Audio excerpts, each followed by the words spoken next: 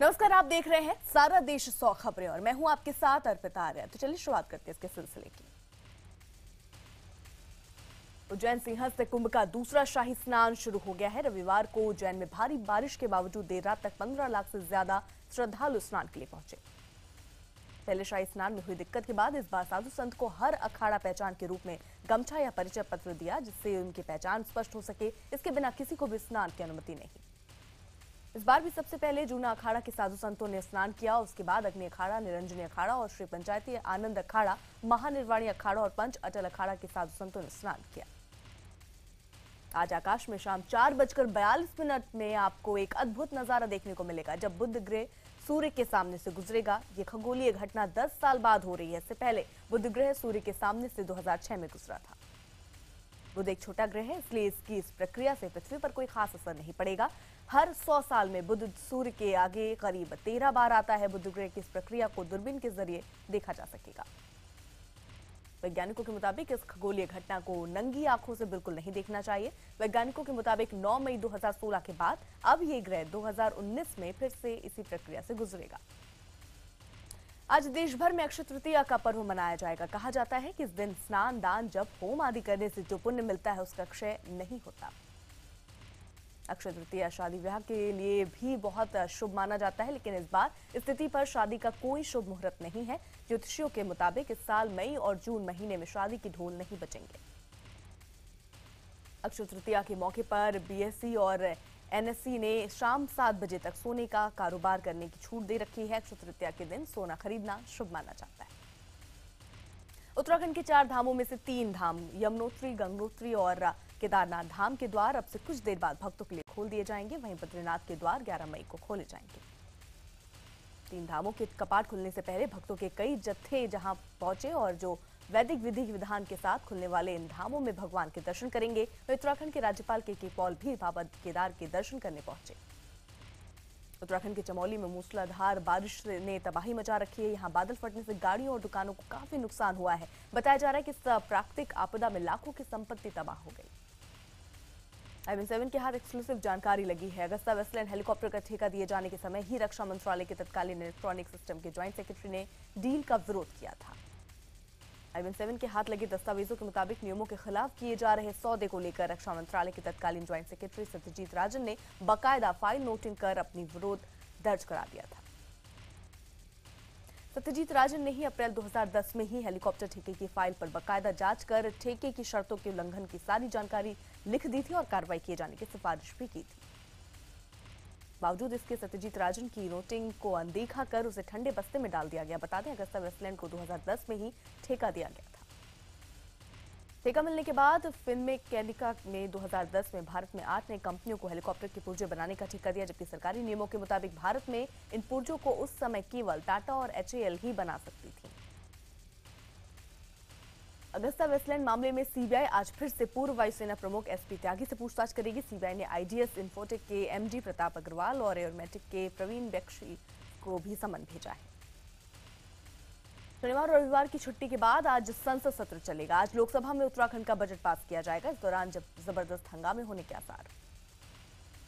गया हत्याकांड में JDU MLC मनोरमा देवी के बेटे की गिरफ्तारी न होने और मामले में ढिलाई बरतने के आरोप लगाते हुए NDA ने आज गया बंद का ऐलान किया।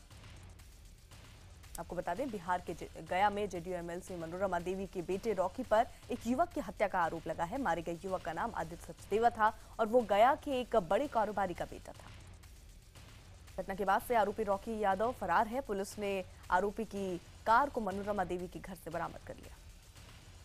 हालांकि हत्याकांड में मनोरमा देवी के पति बिंदी यादव और उनके बॉडीगार्ड राजेश कुमार को गिरफ्तार कर लिया गया। वहीं जेडी सुप्रीमो लालू यादव और उप मुख्यमंत्री तेजस्वी यादव ने कहा है कि अपराधी किसी भी पार्टी या कोई भी रसूख वाला हो, उसके खिलाफ कार्रवाई जरूर होगी। राजस्थान में 8वीं की सोशल साइंस की किताब में पहले प्रधानमंत्री जवाहरलाल नेहरू और गांधी जी के हत्यारे का जिक्र नहीं होने पर राजनीति गर्मा गई। हालांकि ये किताब अभी बाजार में नहीं आई है।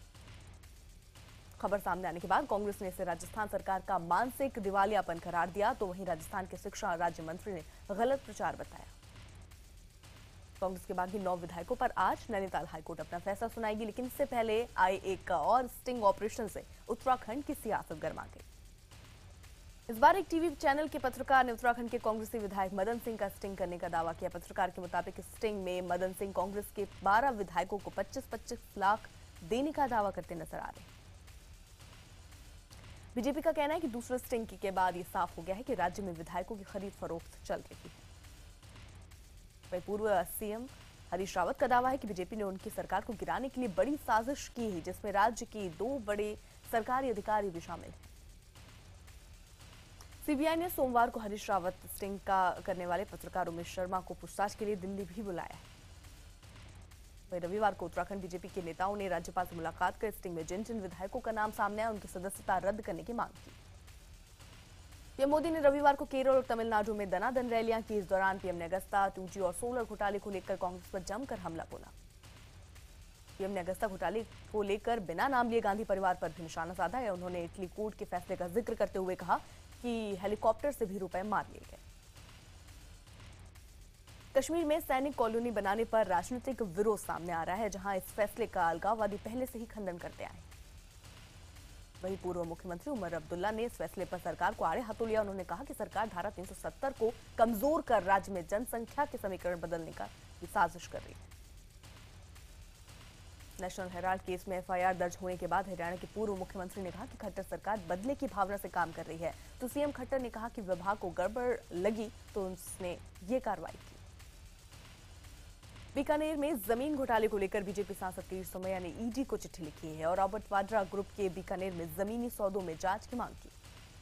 गौरतलब है कि ईडी ने बीकानेर के कोलायत में 275 बीघा जमीन के फर्जी आवंटन मामले में जुड़े अधिकारियों और बिचौलियों को समन जारी कर पेश होने के लिए कहा। आरोपियों को बयान दर्ज कराने के लिए नोटिस भी जारी किया गया। कटक में सुप्रीम कोर्ट के मुख्य न्यायाधीश टीएस ठाकुर ने एक बार फिर जजों की कमी का मुद्दा उठाया। उन्होंने कहा कि भारत में लंबित मामलों के निपटारे के लिए 70,000 जजों की जरूरत है। समाजवादी पार्टी से निकाले गए विधायक रामपाल यादव ने यूपी के सीएम अखिलेश यादव से अपनी जान को खतरा बताया। कुछ दिन पहले अवैध कब्जा ढाने पहुंचे अधिकारियों से रामपाल ने बदसलूकी की थी, जिसके बाद एसपी ने पार्टी से बाहर का रास्ता उन्हें दिखा दिया था। दिल्ली में आज बीजेपी कार्यकर्ता दिल्ली जल बोर्ड में हुए टैंकर घोटाले के खिलाफ विरोध प्रदर्शन करेंगे। घोटाले का आरोप उस समय की मुख्यमंत्री शीला दीक्षित पर लगा है। मौसम में बदलाव के बाद आज से जम्मू कश्मीर सरकार अपना कामकाज श्रीनगर विधानसभा से करेगी। बता दें, ठंड में राज्य सरकार सारा कामकाज जम्मू से करती है, जबकि गर्मी में श्रीनगर से। कांग्रेस अध्यक्ष सोनिया गांधी आज तमिलनाडु में चुनाव प्रचार करती नजर आएंगी। वो तिरुवनंतपुरम और त्रिशूर में चुनावी रैलियों को संबोधित करेंगी। राम जन्मभूमि न्यास के उपाध्यक्ष रामविलास वेदांती ने कहा है कि भारत के प्रधानमंत्री नरेंद्र मोदी हिंदू मुसलमान के बीच गठबंधन करा सकते हैं। उन्होंने कहा कि हिंदू मुसलमानों में एकता के बाद आसानी से अयोध्या में मंदिर का निर्माण हो सकता है। सिंहस्थ कुंभ में एक कार्यक्रम में शिरकत करने पहुंचे आरएसएस नेता इंद्रेश कुमार ने कहा कि जिनको भारत और भारतीयता से प्यार नहीं है और जो हिंदुस्तानियत की इज्जत नहीं कर सकते, उनको पाकिस्तान भेज देना चाहिए। गोरखपुर में बीजेपी के अल्पसंख्यक मोर्चा ने एक नया सियासी पोस्टर जारी किया है। इस पोस्टर में बीजेपी नेता योगी आदित्यनाथ को नायक बताया गया है, तो वहीं अखिलेश सरकार के भ्रष्टाचारी और राहुल गांधी को देश को बांटने वाला बताया गया। पंजाब के लुधियाना में पार्किंग विवाद के बाद हथियारों से लैस बदमाशों ने एक कारोबारी की सरेआम पिटाई कर दी। घटना में कारोबारी बुरी तरह से घायल हो गया। यही नहीं, जब कारोबारी का भाई उसे बचाने आया तो बदमाशों ने उसे भी घायल कर दिया और दुकान में खूब तोड़फोड़ की। मुंबई पुलिस और खुफिया एजेंसियों के मुताबिक दाऊद और आईएसआई भारत में दहशत फैलाने के लिए छोटा राजन के गढ़ का इस्तेमाल करने की तैयारी में है और इसके लिए उसने अपने गुर्गे भी सिंगापुर, ऑस्ट्रेलिया और साउथ अफ्रीका भेज दिए हैं। भारतीय एजेंसियों का मानना है कि ऐसे में अगर किसी एजेंसी को कोई जानकारी मिलती है तो उसमें पाकिस्तान का नाम नहीं आ पाएगा, क्योंकि सारा प्लान राजन के गढ़ से किया जाएगा। दिल्ली में विदेशी महिला से छेड़छाड़ के आरोप में आरोपी ओला कैब के ड्राइवर को 11 दिन की न्यायिक हिरासत में भेज दिया गया है। ओला कैब में छेड़छाड़ के मामले पर सुषमा स्वराज ने दिल्ली के एलजी से रिपोर्ट मांगी है। वहीं तमाम राजनीतिक दलों और सामाजिक कार्यकर्ताओं ने भी घटना की पुरजोर निंदा की। मेडिकल कॉलेज में प्रवेश के लिए होने वाले नीट एग्जाम पर आज सुप्रीम कोर्ट बड़ा फैसला सुना सकती है। दरअसल कुछ राज्यों में नीट से छूट की मांग की है, जिस पर आज कोर्ट फैसला सुनाएगा। आज दिल्ली में बैन डीजल टैक्सियों पर भी सुप्रीम कोर्ट फैसला सुना सकता है। दरअसल दिल्ली सरकार ने सुप्रीम कोर्ट में याचिका डालकर बैन से छूट की मांग की है। दिल्ली में डीजल टैक्सी बैन को लेकर टैक्सी यूनियन का विरोध लगातार जारी है। यूनियन का कहना है कि प्रदूषण कम करने के लिए सिर्फ डीजल टैक्सियों पर ही बैन क्यों लगा। यूनियन ने दिल्ली सरकार पर भी सवाल उठाए।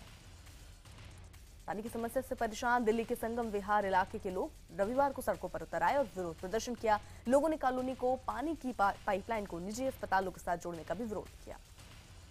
हिमाचल प्रदेश में 24 घंटे के अंदर दूसरा बड़ा बस हादसा हुआ। कांगड़ा के देहरा में एक निजी बस खाई में गिर गई, जिसमें 7 लोगों की मौत हो गई, जबकि 30 से ज्यादा लोग घायल।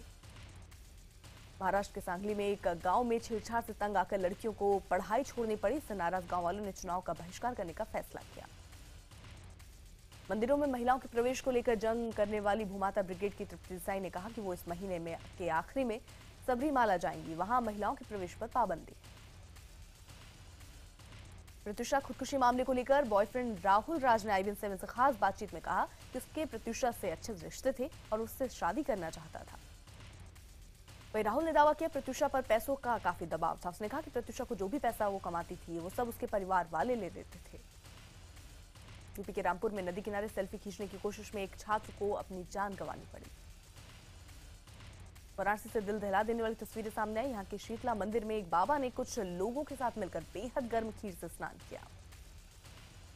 हरियाणा के भिवानी में कुछ लोगों ने दिन दहाड़े दुकान में घुसकर मारपीट की। इस हमले में 2 दुकानदारों को चोटें आई। छत्तीसगढ़ के महासमुंद में हाथी ने एक युवक को पटक पटक कर मार डाला। घटना के बाद गांव वालों में दहशत। महाराष्ट्र के नागपुर के पास वासिम गांव में एक शख्स ने अपनी पत्नी की बेइज्जती का बदला लेने के लिए 40 दिन में एक पथरीली जमीन पर कुआं खोदकर पानी निकाल डाला। बापू राय के मुताबिक जब उसकी पत्नी किसी और के कुएं में पानी लेने गई थी तो कुएं के मालिक ने उसे फटकारते हुए वहां से भगा दिया था। यूपी के मिर्जापुर में चलती हुई स्कॉर्पियो कार में अचानक आग लगने से हाईवे पर अफरा तफरी मच गई। देखते ही देखते कार धुंधु कर जलने लगी। हालांकि हादसे में किसी के हताहत होने की खबर नहीं। यूपी के फिरोजाबाद में एक अनियंत्रित ट्रैक्टर ने 2 बाइकों को टक्कर मार दी। इस हादसे में 4 लोगों की मौके पर ही मौत हो गई, जबकि एक बुजुर्ग घायल हो गई। राजस्थान के बीकानेर में एक वन नर्सरी में लगी आग तेजी से आसपास फैल गई। आग को बुझाने के लिए वन विभाग कड़ी मशक्कत कर रहा है। हरियाणा के जुलाना में एक सांड कुएं में गिर गया। गांव वालों ने कड़ी मशक्कत के बाद सांड को कुएं से बाहर निकाला। वहीं घटना के पंचायत ने सभी सूखे कुओं को बंद करने का फैसला किया। यूपी के मेरठ में खाने के पैसे न देने पर हुई मामूली विवाद के बाद बीजेपी विधायक संगीत सोम और उनके समर्थकों ने जमकर बवाल किया। हंगामे के बाद इलाके में भारी सुरक्षा बल तैनात कर दिया गया है। कानपुर में यूपी के मंत्री शिवपाल सिंह के आने को लेकर चल रही तैयारियों में जमकर पानी की बर्बादी देखी गई। इस बीच कानपुर नगर निगम के कर्मचारियों ने रोड पर धूल को दबाने के लिए हजारों लीटर पानी बर्बाद कर दिया। बिहार के मुंगेर में एक 3 साल की मासूम से रेप के बाद हत्या का मामला सामने आया। यूपी के बांदा में एक इंजीनियरिंग की छात्रा की खुदकुशी का मामला सामने आया। मृतक छात्रा कानपुर की रहने वाली है। पुलिस के मुताबिक प्रेम प्रसंग के चलते छात्रा ने आत्महत्या की। सऊदी अरब में हैदराबाद की एक भारतीय महिला की हत्या का मामला सामने आया। दरअसल महिला भारत से मेद का काम करने के लिए सऊदी अरब गई हुई थी। वहां उसके मालिक ने उसका शोषण किया और उसकी निर्मम हत्या कर दी। राजस्थान के प्रतापगढ़ में एक लड़की से मिलने पहुंचे लड़के को लोगों ने नंगा करके पीट दिया। दरअसल दोनों गांव वालों से छिपके मिल रहे थे। इसी बीच गांव वालों की नजर उन पर पड़ गई, जिसके बाद गांव वालों ने लड़की की जमकर धुनाई कर दी। गुरुग्राम के सुशांत लोक थाने में एक युवक की आत्महत्या का मामला सामने आया। युवक ने कांस्टेबल के कमरे में पंखे से लटक कर फांसी लगा ली। 24 साल का विजय ओडिशा का रहने वाला था और गुरुग्राम के वजीराबाद में किराए पर रहता था। पुलिस उसे चोरी के एक मामले में पूछताछ के लिए थाने लाई थी। राजस्थान के कोटा में फिर कोचिंग के 2 छात्रों ने खुदकुशी कर ली। बताया जा रहा है कि पिछले 3 सालों से मेडिकल की तैयारी कर रहे छात्र ने पढ़ाई के दबाव में आकर अपनी जिंदगी खत्म कर ली। चंडीगढ़ के डायमंड शोरूम में 12 करोड़ की लूट का पुलिस ने पर्दाफाश कर लिया। पुलिस के मुताबिक शोरूम के मालिक और उसके भाई ने ही लूट की साजिश रची थी। यूपी के रामपुर में एक भाई पर अपनी बहन की हत्या का आरोप लगा है। आरोपी के मुताबिक उसकी बहन शादी के बाद भी अपना पुराना प्रेम संबंध बनाए हुए थी, जिसके बाद उसने कदम उठाया।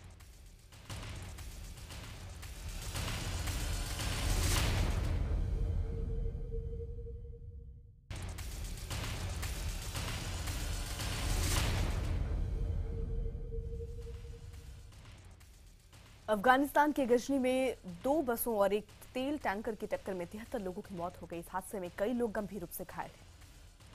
दरअसल गजनी के मुकुर जिले में रविवार सुबह काबुल कंधार हाईवे पर 2 बसें एक तेल टैंकर से भिड़ गए थे, जिसके बाद वहां भयंकर आग लग गई।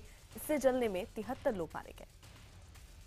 कनाडा में करीब 2.5 लाख एकड़ में लगी आग लगातार फैलती जा रही है। कनाडा सरकार ने इस मामले में आपातकाल घोषित कर दिया है।